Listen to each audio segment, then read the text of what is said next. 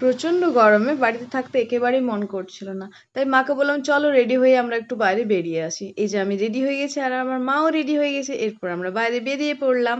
আর এই হচ্ছে মিষ্টু। দেখো আমাদের ড্রেসগুলো তোমরা কি লক্ষ্য করেছো? সেম সেম, বাট একটু আলাদা আলাদা। আর এই যে মা আমি মিষ্টু যাচ্ছিলাম, একটু ভিডিওটাও করে নিলাম। হাত ধরাধরি করতে করতে দুজনে বেশ সুন্দরভাবে পৌঁছে গিয়েছিলাম কোথায়? আমাদের মা বাসুলির মন্দিরে।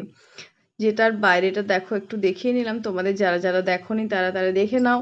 তারপর আমি মন্দিরের ভিতরে প্রণাম করতে গিয়েছিলাম। আর ওয়েট ওয়েট ওয়েট, আজকের আমার ক্যামেরাম্যান ছিল মিষ্টু। আমার ভিডিওটা মিষ্টুই করে দিচ্ছিল। আমি যখন ওকে বললাম তুই পারবি তো করতে, ও বললো হ্যাঁ হ্যাঁ পারবো, তাই একটু করে দিচ্ছিল। তারপর আমরা ফুচকা খেতে চলে গিয়েছিলাম। আর ফুচকা খেতে তো আমার খুবই ভালো লাগে, বিশেষ করে জল দেওয়া ফুচকা। মা ওরা শুকনো ফুচকা নিচ্ছিল আর আমি জল দেওয়া ফুচকা খেলাম।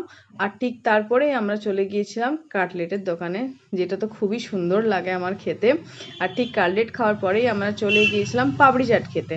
পাপড়ি চাট খাওয়ার পরে আইসক্রিম না খেলে হয়? আইসক্রিম ছাড়া কোনো কিছু সম্পূর্ণই হয় না। ছোট ব্লগটা কেমন লাগলো জানিও।